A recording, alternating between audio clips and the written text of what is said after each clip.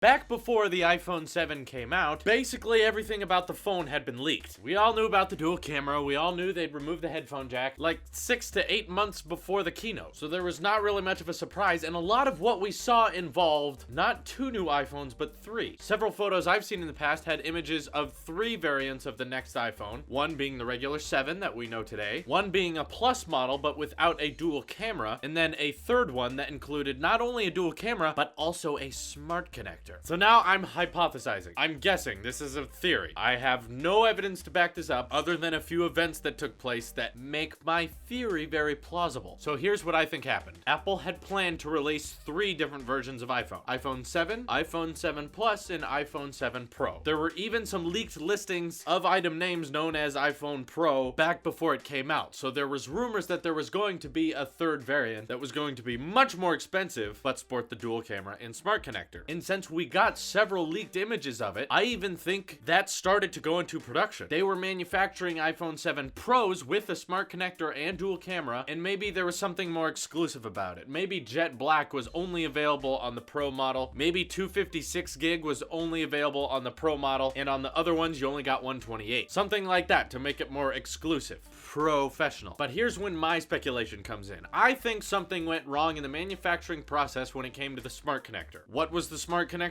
on the iPhone 7 Pro gonna do? I think it could have been a great way to be like a Moto Z competitor. If you didn't know, the Moto Z has lots of different modules you can attach to the back of your phone to give it more functionality. So if we had a smart connector on the back of our iPhone, we could add battery life to our device without having to put a lightning plug in the bottom and make these awkward smart battery cases. They could just snap on the back and it would just start working immediately. Or maybe even expandable storage. So you have a pretty basic case, but in that case there's those little pins, and that case gives you an extra 250 gigs or something like that. Not for everyone, but if you need it, it's there. And that would be Apple's elegant way of giving you modules to add onto your phone. Maybe even an external camera. We don't know. Again, this is all just theoretical. My guess is maybe it became too expensive to put them together, or maybe there were modules that never went into production because they were too complicated or something. And then I did see a bit of evidence for this. There was a massive leak earlier on saying that the iPhone 7 will not have a dual camera. Someone from Foxconn came forward and said there's a problem with manufacturing and they've canceled the dual camera. iPhone 7s will just have regular cameras, no 2 cameras. Of course, this bummed me out for a little bit, and it was almost too sad to believe. It was like, it sounds like a key feature that I don't want to miss out on. And of course, now we all know the iPhone 7 does have a dual camera, as long as you get the Plus version. But now remember this, it was a bumpy release, right? At all Apple stores across the US, they were out of Plus models on opening day. Completely out of Jet Black models as well. My theory is a couple months before the release of the iPhone 7, after that canceling process where that one employee thought they were canceling the dual camera, they were actually canceling the iPhone 7 Pro and deciding, look, if we gotta have things ready for rollout, let's just cancel the Pro, add the dual camera because the dual camera is gonna be a huge selling point that'll work on the Plus. So they had to get rid of a bunch of the old iPhone 7 Pluses with a single camera and then make a bunch of new ones, and then again, within that 2-month period, they were not able to make enough to get it in every one of their stores for opening day. A lot of people I talked to always got the new iPhone the day it opened, and this was the first time in Apple history they were not able to get the iPhone on opening day. Why is that? Maybe something is just slow in the manufacturing process, especially with Jet Black models, given Jet Black takes a very long time to manufacture. Maybe it was because the iPhone 7 Pluses we know today were not in production that much ahead of time, and they were cranking them out as fast as they can because they knew they needed that dual camera on the new release, but they couldn't go with the Pro. So that's what I think happened. There's a bunch of long lost iPhone 7 Pluses and Pros that will never be seen because something went wrong with the manufacturing of it. But Apple had to ensure that the dual camera was on the next iPhone because that would be a noticeable change. That's why on every commercial you see the dual camera on the back of an iPhone 7. That's how you know it's the 7. It's probably one of the most distinguishable parts of the 7 opposed to the last iPhone. So it's just a theory. I don't know if it's true. None of us will probably ever know if it's true. But how does that apply to today? Well, I think it makes things a tad bit more exciting for the iPhone 8, which I know a lot of you out there are super excited about anyway, for the glass back, OLED display, wireless charging, all that kind of stuff. Maybe we'll get modules as well. And maybe next year they'll be able to have an actual Pro model that will be super advanced than the other iPhones and probably a lot more expensive. But us Apple sheep know we're gonna pay for it if we like it enough. So that's just my theory on what I think happened. Let me know what you think in the comments below. The biggest question though is, why did we have such a bumpy release? That's what I think it was. I don't know what you think it was. Let's talk about it. But for the record though, I really really do love the 7 Plus exactly the way it is. But a smart connector would have been kind of cool. This is your Apple Sheep here, and I will see you in the next one.